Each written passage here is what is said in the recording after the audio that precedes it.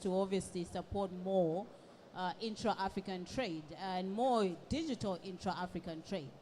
And as we do that, of course, there are challenges, but also there are massive opportunities, especially given the world we find ourselves in today. Let me put it that way. You know, we are seeing very different shifts geopolitically, right, across the world. There are different shifts happening. You know, there's a bit of a drawback, you know, from the sort of Western countries in terms of the approach to Africa is slightly drawback, which means for me, I think, a massive opportunity for the continent to actually position itself and to lead itself and to, you know, find opportunities for itself. So it's not necessarily a negative, as you probably have heard maybe in the media. I think it's a massive opportunity for Africa to come together, put together and work together to deliver the intra-African trade that we want, and in effect, the growth that we want for all of our countries. Now, we have many countries, of course, across Africa, different cultures. We've got our jollof wars, we've got our Zambia beef, Botswana and Zim wars when it comes to our meat and things. So there's a lot of different you know, challenges that we all face. We're here in Algeria and we're all learning, I think, you know, coming from different countries. So again, we want this discussion to be not about one country, but more about a Pan-African approach on how we can actually support growth and development by leveraging the digital trade protocol.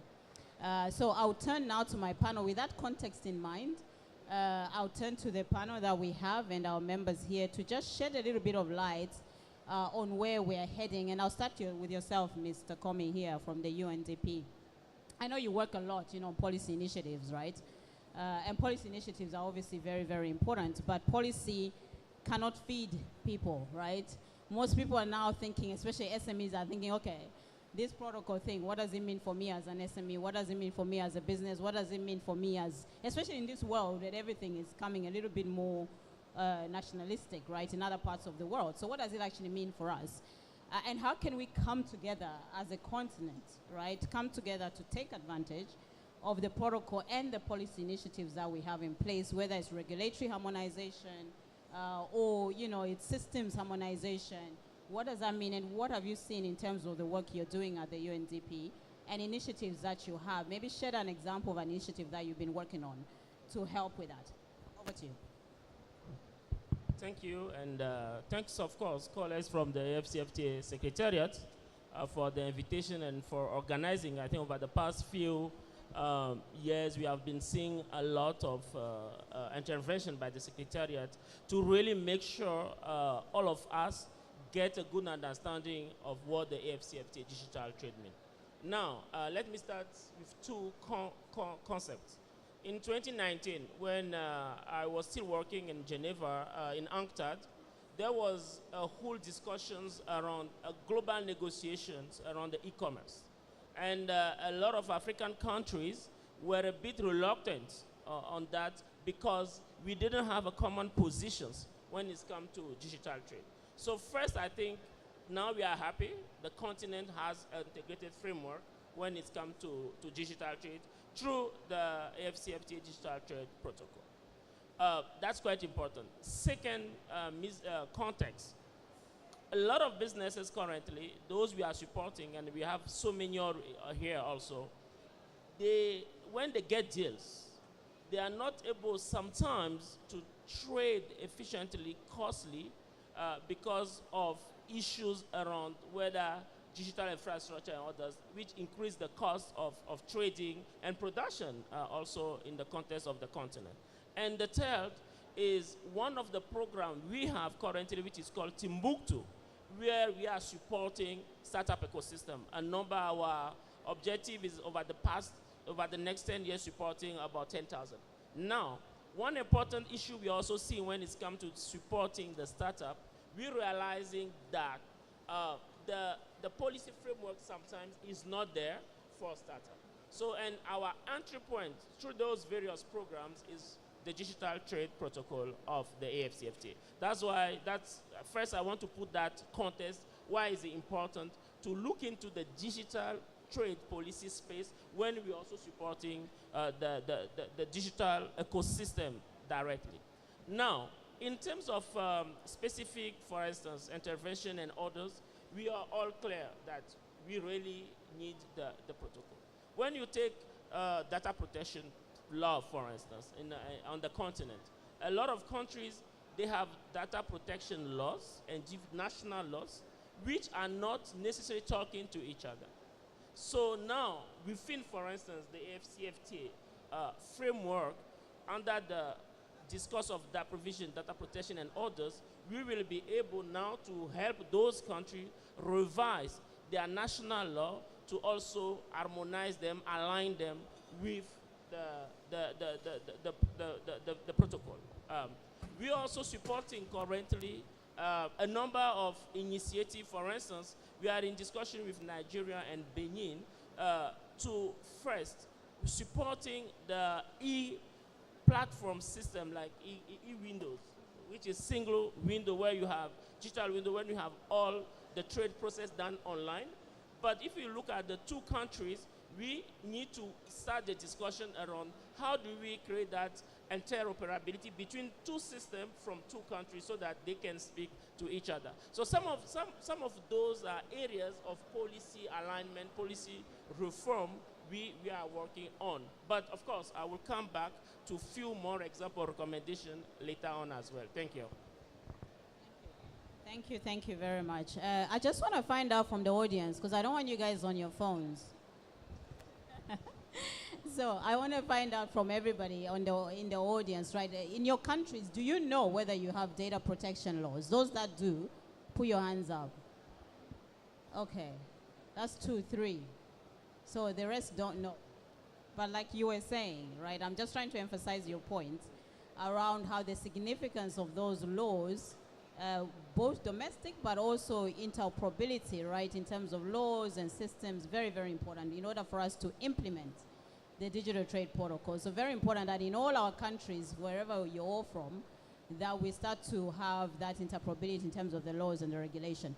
But the other point you emphasized, which I thought was very interesting, was very much around the policy alignment. Yes, you have policies in place, but are we aligned and are we collaborating in the delivery of those policies? And this is where I'm going to go to AfriLabs to hear a little bit more around your work and example. I mean, we were talking backstage as we were waiting for the other session to finish, and you had a very interesting point around how it's important to also look internally. Are we ready to actually, implement what it is that we're producing in terms of policy paper, whether it's the AfCFTA or the African Union or the other bodies, NEPAD or whoever else? Are we actually position ourselves to be able to deliver on digital trade ourselves? Number one. And I think what you were telling us backstage is very important for the audience. So, talk to us a little bit around the importance of collaboration, the importance of the ecosystem coming together, and then your example that you shared with us, which I think will surprise a few people here. So over to you. All right. Thank you, Michelle, and good afternoon once again. I think it speaks volumes to just quickly get into the conversation. Now, I come from AfriLabs. Where I sit, I'm bringing a conversation from the largest Pan-African ecosystem or organization bring together innovation hubs. And we have booths in 53 African countries. We've already been collaborating at the grassroots. But what we do is we work with innovation hubs to support entrepreneurs, give them capacity, provide a nexus between investors, policymakers, private and public institutions to support the entrepreneurs. And that we've already been doing for quite some time. And that's what we're good at. So my point of view is bringing what collaboration can do. And I'll give you an example. I think that's what she was asking. We have a running initiative with the African Union. We call it AUTech, African Union Technology. The African Union, I'll talk about the agency called AUDA NEPAD. Their role on the continent is to push Agenda 2063 through infrastructure, digital health, and all these projects. But one key thing they realized internally as they tried to push this agenda out was they have their own gaps internally as far as digital operations are concerned. And so they turned to AfriLabs to provide them with entrepreneurs, developers to come within the units of the African Union to start to develop and design tools, digital tools, to help them work efficiently, work in a digital system within the African Union. And I think that is the very base of collaboration. The policies already exist. The protocol is here. It's being championed both at the African Union level, but also at different state levels. All these African countries, a few already leapfrogging forward with policies. But we need collaboration with the right kind of partnerships to do the implementation. What I'm representing and the conversation I want to push forward is collaboration is the bridge between policy and practice. That's the base of the conversation. With the right kind of collaborations, we will move from, and right now we already have so many fragmented implementers in different countries, so many fragmented policies, but can we come together, ask the right partners, because they already exist on the continent. We know them. This is where collaboration comes in. And as AfriLabs working with hubs across the entire continent, we already understand how this collaboration can be that bridge between policy and practice. Thank you. Thank you. Thank No, thank the mic's hello. No, thank you very much. I think in terms of the collaborative efforts, it's a given, right? I mean, even you talked about collaboration internally within the African Union and then sort of cross-department, but you know, at state party level, when we refer to the state parties of the countries in Africa, it's important that we unite and start to collaborate to be able to deliver on this digital trade that we've been talking about.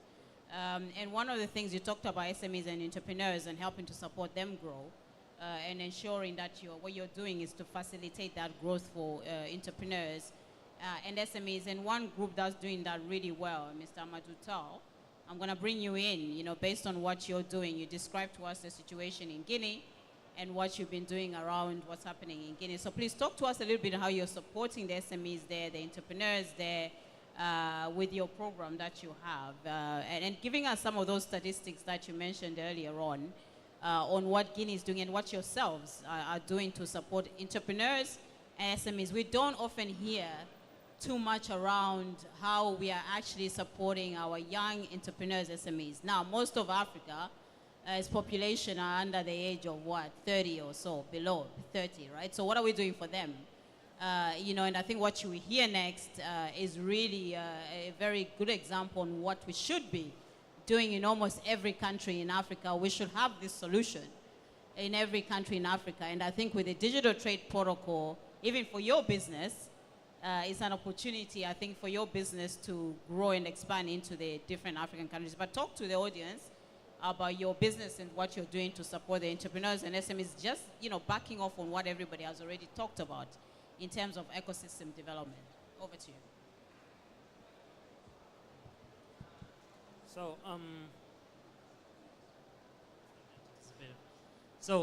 Thank you so much. That is a very interesting point. In Guinea, 70% of the companies collapse before the third year. This statistic is from the government, the agency habilitated to incorporate companies in Guinea. When we go to the startups, it is a general statistic. Startups, 90% of startups dies before the end of the 2 years. And if we want to startup grows, we need to help them with the tools, the necessary infrastructures that allows them to do marketing, to do customer acquisition, to do customer care, and customer care, and customer care again, because customer care is the most important side of the business. And what we are doing with Nimba SMS, we built an infrastructure, a web and mobile application that allows companies to self-onboard and to create an account to send messaging, communications, marketing messages, and customer engagement messages by using our solution. And we allows 70% of fintech in Guinea to run their operations. We allows them to have the opportunity to build a market like M-Pesa. M-Pesa is a kind of reference for the fintech ecosystem for Africa and for the entire world. But behind the success of M-Pesa, there is the use of some solutions that we call in our ecosystem or in our world value-added services. Value-added services like SMS and USSD. Because in our countries, we do not have a high-level digital literacy. People are not using too much smartphones. They are in the rural areas where they need digital inclusion and where they need financial inclusion. They need to have access to payment to receive money. And what we are doing with Nimba SMS, we give to each fintech company, we give to each bank and microfinance institution the infrastructure that allows them to run the operations, to confirm a transaction, for example, by sending a one-time password, to send a transaction confirmation, or simply to onboard a customer by sending the customer a message related to the service that they are delivering. And furthermore, we are allowing the public services to enhance the quality of service. We allow them to send SMS for sending public information. We allow the national electricity company to send credit when people buy electricity for prepaid package. And we are a critical infrastructure for companies that want to go cross-border, because when an e-commerce company want to intervene in Guinea, they need an infrastructure that allows them to communicate with their customers in the local numbers. And we provide them an infrastructure that allows them to do that. And most importantly, when we goes to small and medium enterprises, when we goes to new companies, we allows them to have a low-cost solution, a low-cost, high-quality, all-in-one solution that allows them to send their first advertising campaign, to send the link for having access to their product or services, and to send information for customer acquisition, for allowing their customers to do acquisition. So we help them to reduce their marketing costs. We help them to have more customers and to engage their customers, because it is more difficult to have a new customer than to entertain a customer that we already have. So by providing them a solution that allows them to enhance their customer engagement, we give them a chance to survive by having a secured revenue, because they are entertaining their customers. So that's what we are doing in Guinea. Thank you. That's fantastic. Before I kind of turn to Mr. Kamata, Mr. Isaac from EcoBank, you say some very interesting points around how cross-border, right? Very important, I think, for businesses to be able to operate cross-border.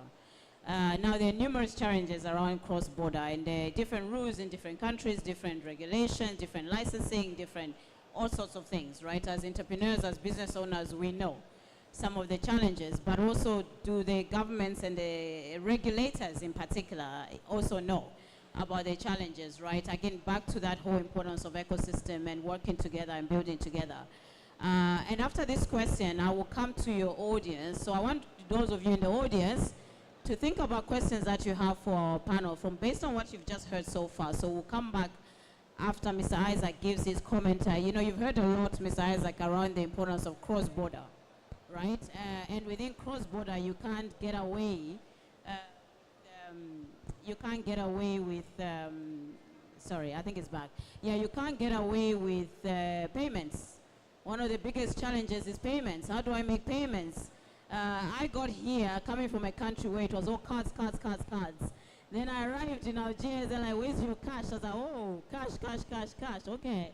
How do we switch, right? So very important around payments and cross-border payments, right? Internally, we might be using our markets to operate in a certain way. We use our cards, we use our cash, or we use either or we don't use any of those, right? In, now in China, everything's biometrics or whatever. So how do we deal with payments and cross-border payments with our 54, 55 markets, all of us in different levels of development? It's one of the biggest headaches. Over to you, because I think EcoBank is addressing that, and also give us some initiative, example of where you're actually addressing that issue around cross-border payments. Over to you, sir. Yeah, thank you very much. And let me, just before I dive in, just give a bit of intro. So I represent EcoBank. We are a Pan-African bank that operates in 33 countries in the continent, and we have one international branch in Paris. And why I say that is important because we cannot talk about payments if you are not there on the ground. So there are some things where you have to be on the ground to really experience and be able to support, whether it's fintechs, customers, government. So you need to be on the ground. So we have a presence in 33 countries in the continent. But it's not just a presence. One of the things that we have done is made sure that all those banking subsidiaries that we operate in the 33 countries are actually connected, because connectivity is also important when we talk about payments. So they're all connected. Together we run one data center, one piece of technology. That means that if you walk into an EcoBank branch in Togo, which is our head office, or you walk into an EcoBank branch in Nigeria, the type of products and services that you experience will be the same across all those markets that we operate in. So that's, that's important, and just to mention. But we're talking about digital. And one of the things that we must ask is, why digital? And the reason why we're talking about digital trade is just given what has happened in the last couple of years. If those of us who are maybe seated in the audience, maybe you woke up one morning and before, the first thing you did in every morning was to buy a newspaper. You would go to buy the daily newspaper, and that was your source of information. That's how you knew what's happening in the world. But today, I don't know how many of you, when you last bought a newspaper in the morning, when you actually purchased a newspaper to get information. What do you do every time you wake up in the morning? We all reach out to our phones, and we are looking at WhatsApp, we are looking at Facebook, we are looking at all these things that are information that's available on our phones. And that's why we talk about digital. So when you talk about trade as part of the AfCFTA, and we talk about digital trade, it's because the world has changed, and we are all using technology and digital to talk and communicate with one another. So any service, any trade, anything that we are doing must be delivered on the digital platform for it to be relevant. Now, we also talk about a very young African population, the Gen Zs, as we call them. Again, they don't have even that experience of newspapers. They have been born and they found the phone, and they're communicating with their friends and peers. And that means when they start to buy, because you cannot talk about trade without talking about buyers. The whole idea about trade is I have a product, I have a service, and I need to be able to reach the people that actually are going to pay me for the services. Where are those people?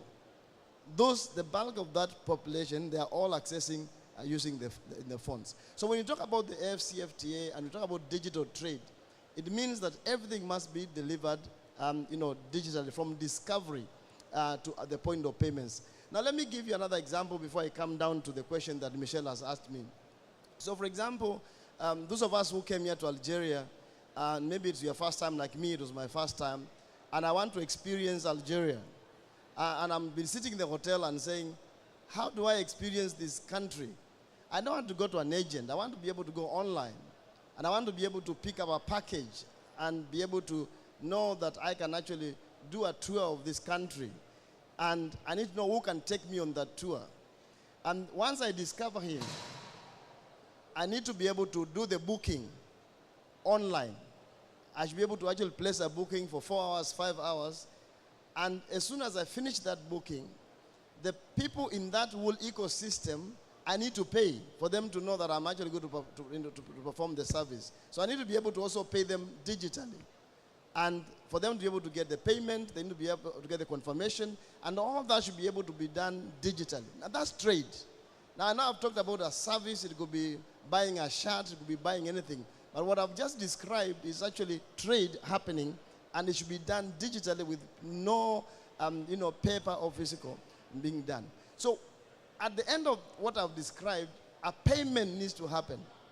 So when we talk about AfCFTA and we talk about payment, they must happen digitally. And for them to happen digitally, there has to be that connectivity.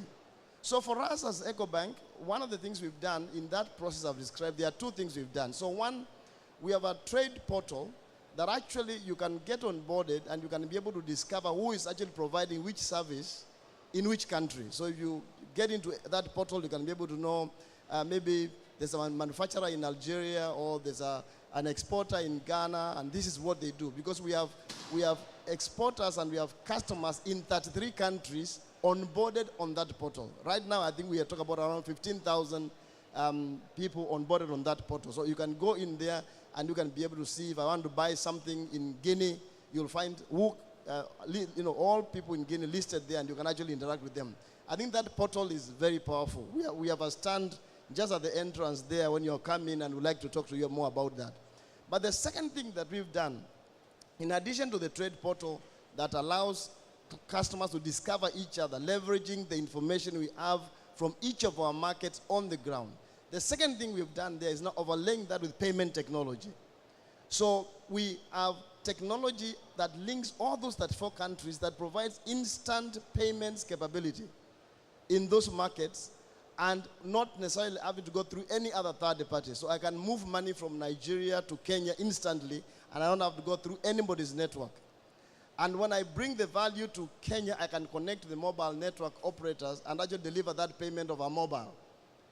And it's all ensuring that we can be able to give you instant payments capability for people to trade.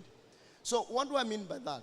You can go online right now and actually open an account with EcoBank online. You don't have to go to any branch. You do the photo, attach your things, open an account. When you open that account, you get a QR. It gives you a QR code. You can take that QR code now and send to anybody all over the world, and they'll pay you instantly, and we'll receive that value for you.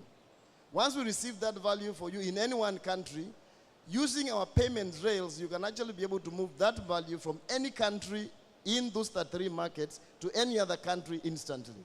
That is possible today as we speak. We call that EcoBank Pay. And of course, what I've described here is just what EcoBank can do. But we are all part of a payment ecosystem. So we need to connect to all the other banks through the real-time instant payment capabilities, so that you can be able to move value, not just within EcoBank, but to any other bank. But that's technology that we have available today. We'd like to talk to you more about that. And that's why we have been extremely passionate and working with the AfCFTA to drive that seamless payments experience, because if you still have friction, or cost of payments is expensive, or FX, there's no transparency in that whole transaction I described. I'm booking a ticket in Algeria and I don't know what FX rate I'm going to get. It becomes difficult. We call that friction in payments. And the whole idea of leveraging payments technology is to remove friction so that payments can be instant. It can be you can get your proof of payment instantly. It's cheap. There's predictability. You know how much it's going to cost you. And that, to me, will fuel the whole entire ecosystem. Thank you. Thank you. Thanks so much, Mr. Isaac. I think there's no disputing that payments has touched all of us and will continue to touch all of us. And now I want to bring the audience in a little bit. I hope you've thought about your questions, because you've heard from my esteemed panel. And just to address your little worry there about discovering Algeria, we can get our AI agent to sort you out when it comes to discovering countries. And just have that thought in mind as well in terms of technology, right, and how we're shifting, when now we also have, for example, AI applications or technology leading the way, to sort out simple things like, where does Michelle want to go on holiday? We're turning to AI.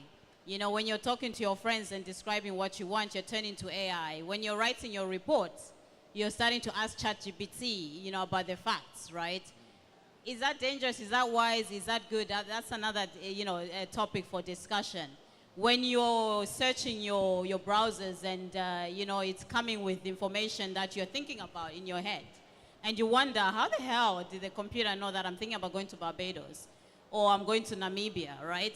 The power of technology, I think, Mr. Isaac, as you were saying, is not to be underestimated, but we also have to be very cautious about how we use technology and the ethics behind technology. So I'm leaving that thought with the panel for a while I ask the audience to see if you have any questions for the panel so far before we get into the next segment, which we'll wrap up very quickly because it's almost time for lunch, I know that.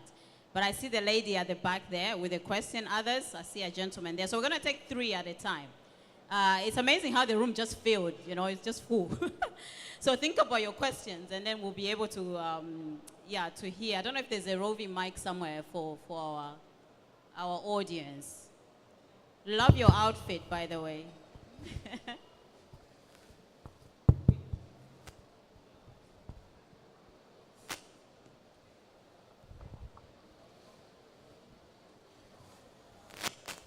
Thank you very much.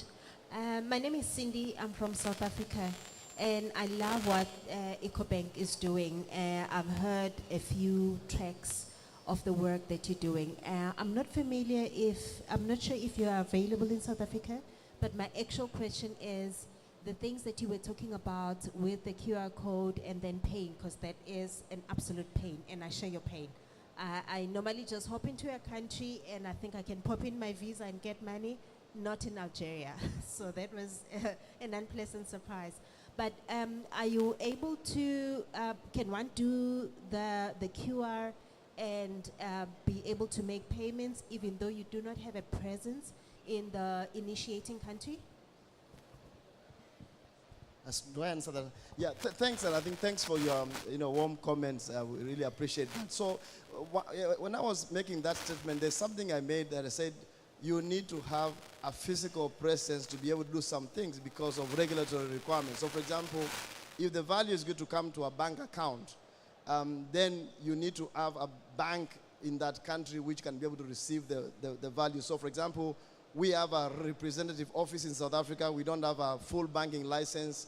We've worked very closely with our partner there, Nedbank, who provides that services. But and also in the countries where we are not present, we may not be able to do that ourselves. But we work through partners because you cannot be everywhere. And if you have listened to what they were saying, we are in this whole spirit around partnerships. How do we work with partners? So where we are not present, we have banking partners. For example, South Africa, we work with Nedbank, very, very strategic partner of ours.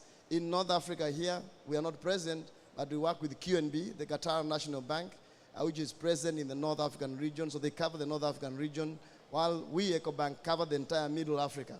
So between the three of us, we sort of have got the whole of Africa, covered. We also work very closely with fintechs. I was listening to what my colleague here from Guinea has mentioned. One of the things that we do is to empower fintechs to deliver some services that we as a bank may not be able to do.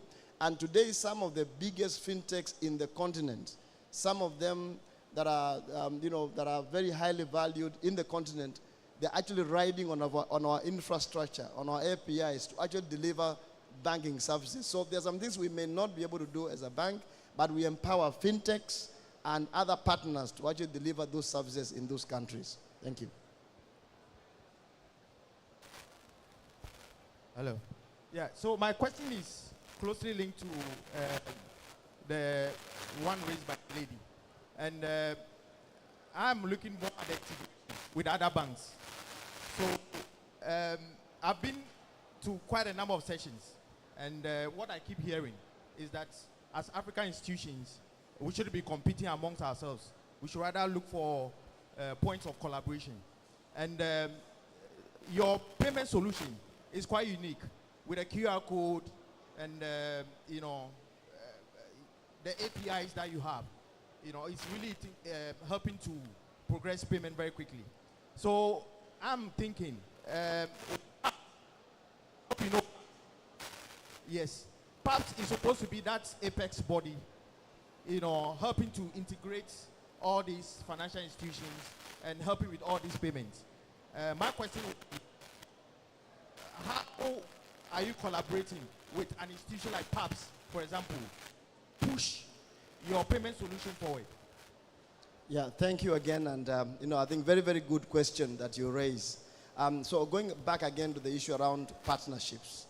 EcoBank is actually, if you may have followed out the press, EcoBank is one of the banks that signed memorandum of understanding with PAPS to work together to see how they can leverage our platform, and we can also leverage the PAPS infrastructure to produce a universal gateway that actually anybody can be able to use. So we work very closely with PAPS. They are one of our partners. We have an MOU with them, and we are working together to see how we can actually accelerate the vision that they have of bringing everyone together under one apex. Because as I've always said, and I think you've seen me talk in different forums, if you go to America, they have got Visa and MasterCard. You go to Europe, they have got their own thing. When it comes to Africa, we don't have anything that we can call ours. So the idea is we should have our own equivalent of Visa, so that anytime you want to make a payment in Africa, you actually make reference to that point. And the only time a payment in the continent goes to Europe is when it involves somebody in Europe or America. It's just the right thing to do, right? And part of the conversations we have with PAPS, and not just PAPS, all the banks, the big banks in the continent, is how do we work together to actually achieve that dream in our lifetime?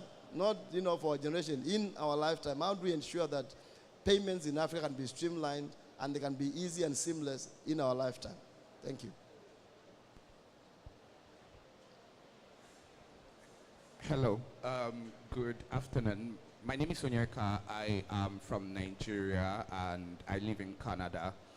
I have a couple of businesses. Smart Edge is a World Bank vendor that provides marketing and marketing event management services, but I'm particular about Genie Hive and Genie Pay. Genie Hive because with Genie Hive we are building the Upwork for Africa. Basically, we want to be able to connect as many African professionals to the gig economy. Existing platforms like Upwork, Fiverr, and the rest of them, what usually happens is that people who get on that platform usually need someone from outside of Africa to help them receive payments and remit to them. Because as an African living in Africa, you can send money with PayPal, which is the primary platform for payments on such platforms. You can send money as an African from Africa to other parts of the world, but you can't receive money from other parts of the world to Africa. That's a bottleneck. So we are building Genie Hive to fix that problem. Now we've been able to onboard a few talent, a few professionals from different countries, Kenya, Ghana, Nigeria, and we are looking to get a couple more people from other countries. There's always that question of payment, because when they get paid by these clients, our focus is on North American clients for now. And meanwhile, Genie Hive is incorporated in Canada. When they get paid, there is always the issue of, okay, how do we pay these people? Do we pay them in their local currency if they want that, or pay them in USD? So we definitely want a banking partner that would want to fix that. We had a meeting with someone on the PAPS team that was like 2 weeks ago for Genie Pay specifically. I'm talking about facilitating that kind of payment. Licenses everywhere, so many bottlenecks. And at some point it was more like, okay, what exactly is the opportunity in Africa that we can look at? There is also the barrier about, okay, buyer wants to connect with a seller, say in Ghana or in Cote d'Ivoire or wherever. And you have the issue that, okay, African countries are largely low trust societies, so buyer would not want to send money until there is all of that. So we are thinking of an escrow platform, but then there is also the issue around logistics, regulatory issues. So I don't know what exactly we are doing to fix these issues. Meanwhile, Mr. Isaac, I would want to speak with you after now about how we can actually look at fixing payment for some of our professionals across 3 countries. So back to the question. what are we doing about the regulatory issues? Because a lot of it is regulatory. There is also the logistic issue and a number of other things. So I don't know if there are solutions in this room really that are looking at that.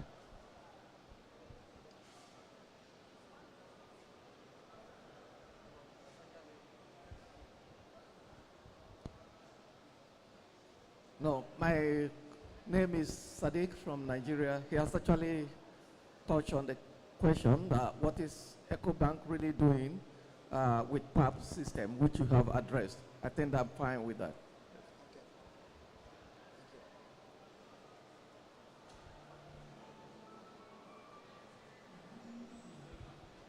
Afternoon.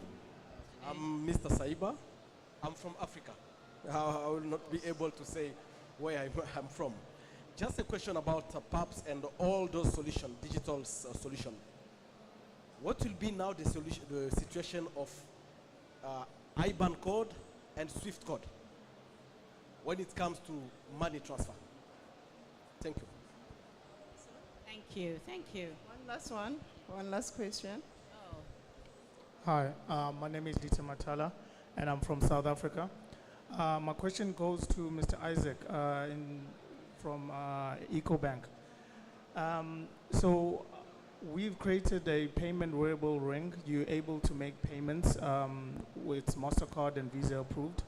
And I would like to ask, how does one go about in terms of partnering with EcoBank in terms of payment wearables? Because that's what we do at Level Innovations. We create payment wearables, such as the Level ring that I'm wearing right now.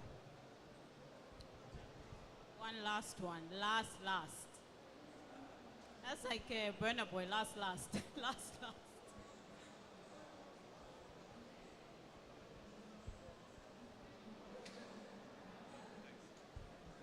Hello. My name is Mohamed Diallo. I'm an entrepreneur. So my question is, most digital solutions assume everyone is fully connected, but in Africa, many relies on SMS. So my question is how companies like Nimba SMS can help the AfCFTA to make the trade truly inclusive. Thank you. How's your mic?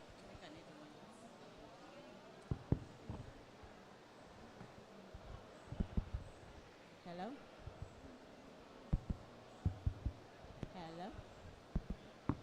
Thank you very much. So so we have about 5 questions in total. Just to help summarize for my panel so that we're a little bit more efficient time-wise as well. We had a question on regulation. Mr. Comey, I would like you to address that question. A lot of the questions were directed to you, Mr. Isaac. How do we collaborate with you as a company? The SWIFT settlement as well, and I'll add in there around the currency conversion as well for you. Then Nimba as well, you had a question there from the entrepreneur on how to do things. And finally for yourself, AfriLab, I think if you bring it all together in terms of your comments on all the queries we've heard. And as we do that, as you answer the questions, I'm going to also throw in the last question I had for you, which is what would you say, hearing from everybody and also hearing from the discussion on the panel, what would be your top 3 recommendations for the AfCFTA Secretariat and then also for our state parties in terms of how do we make this a reality? Because we've talked a lot around policy, we've designed the policy, we've engaged, we've negotiated, we've gone different countries and spoken about it, but how do we actually implement and make it a reality? Because if we do make it a reality, the digital trade protocol, which is first in the world, by the way, I'm sure Dr. Tokmo told all of you, it is the first in the world of this type of protocol that we have. And if we take advantage of it, Africa can be leading in the digital ecosystem with the digital economy. But how do we actually make it happen? How do we support our entrepreneurs? How do we make sure the money flows, the payments work, all of that? So answer the questions that are directed to you and give some recommendations for the Secretariat and the state parties on how we actually deliver this. Mr. Isaac, since you are quite popular, from everyone, we'll start with yourself so you can answer those questions. Then we'll go to Mr. Comey for regulation. Yeah. Thanks. And actually, it's not really about popularity. For me, it shows you how important payments is to everything we are talking about here. If we don't solve payments, the digital trade protocol it's going to have challenges. And I think from, judging by the questions we are hearing from the audience, it shows that there's a lot of pain point. So coming back to the questions that have been asked. So one, part of the reason why EcoBank was created as a Pan-African institution that is not for one country was the founders had the idea of removing borders from across the African continent from a financial point of view, so that you as a customer, you never have to worry about the 54 countries that are in the continent. We could remove those borders for you. Now, what does that mean? What the founders then did was to ensure that all those 34 banks are connected with one system. That means if I onboard you in Nigeria, you have access to all the 34 countries in the continent of Africa. You can make payments in 34 countries instantly. If I connect you from a technology point of view in one country, or you connect to our APIs in one country, you have access to the entire 34 countries where we operate in. So that's how our technology is designed. That means, for example, if I'm supporting a fintech like my colleague here from Guinea, if I onboard him in Guinea, I can serve him in Guinea, and I can actually ask him, which other country do you want to go to next? If you want Kenya, I open Kenya for you. No new technology, no new integration. You want Uganda, I open Uganda for you. You want Zambia, I open Zambia for you. You want Rwanda, I open for you. Senegal, Wema, it just keep opening the countries for you. So from a customer point of view, we help you remove those borders and make it easy for you to work with us in the content. So I think that is, that's important. That common technology, common infrastructure. But we have to take it beyond EcoBank. And I think that's where the collaboration comes in. That's where the AfCFTA comes in. How do we then bring other parties into the equation so that it's not just EcoBank customers that have this experience I'm describing here. It's an experience we give to anyone that wants to do business in the continent of Africa. And that's where collaboration comes in.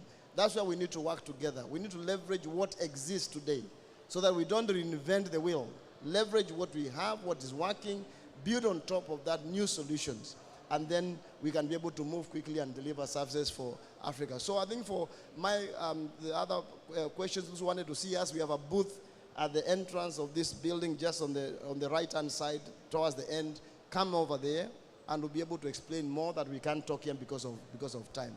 But we are committed to transforming the payments landscape in the continent of Africa as EcoBank. We understand we can't do it alone. We need PAPs, we need every other financial institution to work together, and we see the AfCFTA as really the enabler of bringing us together to solve this for our, for Africa. So that those who come after us, the next generation of Africans, don't have to talk about payments like we are talking about here. Thank you. Thank you so much. Over to you, sir, for regulation. Use mine. So, thanks. And thanks, I think when we talk about regulation, I think it's a very important question. For my personal experience, also having worked in Canada in financial system, in terms of openness, it's difficult to compare developing economies, right, vis-a-vis our economies. And you know probably in some countries, even in Africa currently, you can transfer money. You can get money in through USD and others, but you are not allowed to transfer money out easily, even when you use our usual Western Union and others. You can only transfer in your local currency. Now, what I also want us to look when it's come to financial, when it's come to financial system regulation, we all know, and the banks, consider my background also in the banking system, is that the financial system is very regulated, right? And if you take the continent, the countries, for instance, you have few countries in West Africa that are part of WAIMO, West African Economic and Monetary Union. Some rules there are very different from those other countries that are not part of WAIMO. Same, when you come to country I live now is Ethiopia. Rules are also financial rules are very strict. But thankfully what we should appreciate is countries, a lot of advocacy, a lot of work is being done to open the financial architecture landscape. The financial liberalization under the AfCFTA, which of course is not under the digital trade protocol, but it's one of other the priority, one of the priority services that are going to be liberalized, I'm sure the FCA Secretary colleagues can tell you more, is also to liberalize financial services. So these are also work that are ongoing. When you go to Ethiopia currently, the government is opening the financial space for multinational banks, international banks now to come in. So I will say integration is a process. And we need to continuously work both with government and the private sector to make it happen. It will take some time, yes, but it's a process. And I can tell you a lot of countries, we can discuss, a lot of countries are actually opening, but it will take a bit of time compared to some other countries. And last one, with the FTA Secretariat, my recommendation is that we know a lot of countries are struggling to domesticate the protocol, digital trade protocol. What we as UNDP are ready to do, working the Secretariat, and I confirm also with a lot of our colleagues, is to develop a kind of action plan to operationalize, actually the concrete steps to operationalize the digital trade protocols. And that's something we are ready to support the Secretariat on. We are also ready to continue building the capacity of all the players, especially policy makers on this specific protocol. But most importantly, the steps, the action plan toward the implementation, we are ready. We can start with few countries piloting and see how we scale. Thank you. Thank you so much. I think the important point there around harmonization on regulation. So countries can't have two different regulations, right, for SME to come in, where you have all your rules are very rigid and we cannot come in, and then I go to another country and it's very easy for me to get in. We need to sort that out, and that's why the protocol again comes into force, because it helps with that regulatory harmonization. Because a very, very bad regulation can kill a business and will not scale a business, which will in turn affect your economic development in your country. So very important around regulation. But I'm going to go to Nimba now, because I know there was a question for you from the fellow entrepreneur in the audience. You know, based on everything you've heard, and also comment a bit about regulation for you, because obviously you're trying to expand now into many other African countries, a solution that works in Guinea. But does that solution going to work in Ghana, in Nigeria, in Zambia, in Togo, in Mali? We want to know, right? What are your thoughts? And please address our fellow entrepreneur there, what he was asking. Over to you. So thank you so much. That is actually an interesting question. We are talking about integration, and we are talking about community beyond borders. And when we take a look at the companies like EcoBank, when we take a look about initiatives like PAPS, we can see that these initiatives need to use an advantage that we have on our area. It is digital, internet, and that is a facility, that is a lever for them to have integration beyond borders, to make their services accessible beyond borders. But for it to be possible, they need to use an infrastructure. And we need also infrastructure provider to be cross-border, to respond to a local need, to have a bold infrastructure, to have a scalable infrastructure that can be used everywhere where the banks, where the e-commerce companies need to attend their customers. And that is exactly what Nimba SMS is. Today, we are allowing companies to do cross-border operations. We allow them to have access to the Guinean market, which is our local market, by connecting our infrastructure to do a platform. So we allow international e-commerce platform to address their customers in Guinea. We allow payment gateway that are not necessarily implemented in Guinea. We allow them to have access to the Guinean target by allowing them to send one-time password, because they need it. It is critical to their operations. And in terms of scalability of our Nimba SMS, today we have a white label platform that we are providing to operators, because our infrastructure is very bold. We provide it with a white label to the mobile network operators in order to facilitate the use of the value-added services. We allow them to provide SMS to banks. We allow them to provide email and WhatsApp messaging to the banks. And we allow them to make the service accessible to small and medium enterprises. And today, if we want to move to another country, we just need to have a local license, and we need partnership with at least one mobile network operators, and we can operate. And what we are trying to do in terms of scalability, we are providing our white label infrastructure to allow other entrepreneurs to provide the same solution that we are providing in Guinea. And globally, in terms of Africa free trade zone, there is so many things that can be done. I have seen so many initiatives when I visited the AfCFTA pavilion. There is so many initiatives regarding payment, international payment, interoperability, and data aggregation, and for making those solutions locally in each country where it is needed, they need to connect with an infrastructure like our infrastructure for sending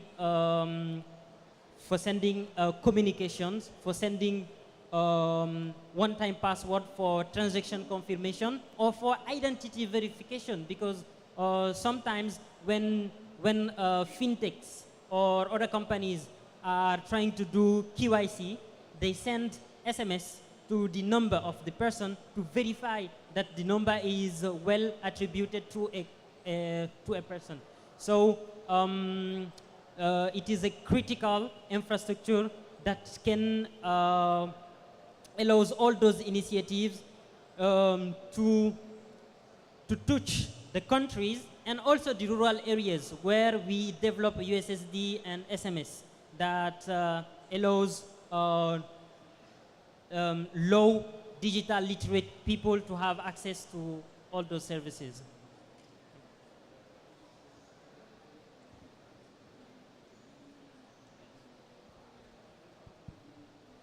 Thank you so much. I think you've heard a very holistic offering that you have at NIMBA, which is fantastic, and do carry on.